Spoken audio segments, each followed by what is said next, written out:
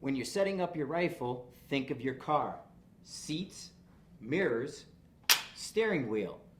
Set the rifle up for the type of optic you're using, the rifle system, as well as the handguard system on it, whether it has one or not. And then the stock, the adjustability you have in the cheek to properly get your head aligned behind the optic. We want our head straight up and not rolled over. So make sure we get this scope high enough to allow that to happen.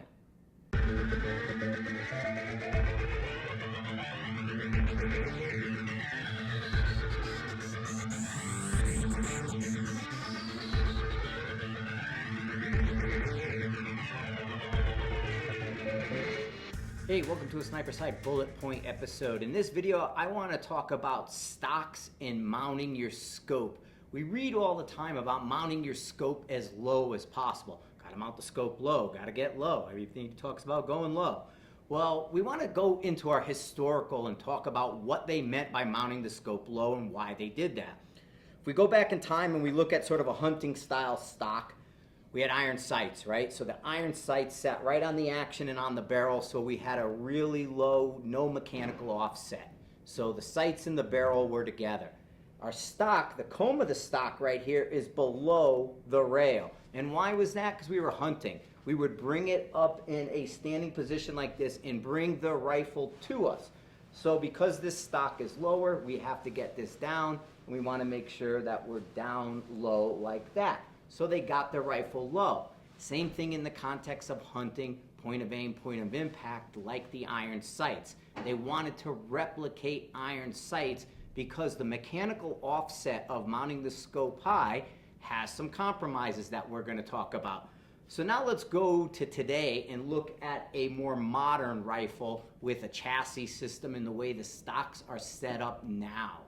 So here's an example of a modern rifle. We have a monolithic rail on the top with our handguard, so it goes straight across. We don't have it where it goes from the action rail down to the barrel and drops low. So we can't drop the bell of the scope down.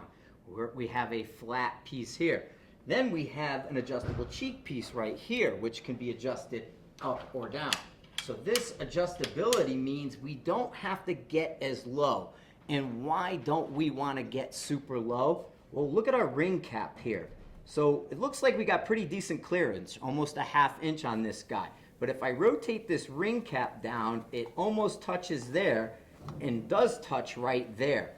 What we've seen is when someone has their scope like this and that ring cap, under recoil and vibration, this will hit the top rail, will bend the scope tube. We've seen these get bent. No longer do we want to mount as low as possible. It rolls your head over, right? We're trying to get down in the prone and our scope is mounted low. Rolls your head. We want to keep our head straight and in line with that, which is why we want to pick everything up. Now the compromises we talked about is if you're going to be tilting the rifle or canting it, the higher you are with that mechanical offset, the bigger the issue is going to be.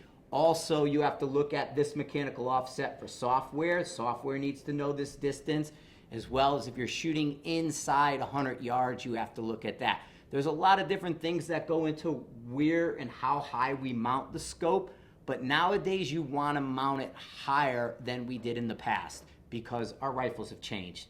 Thanks for watching. Enjoy.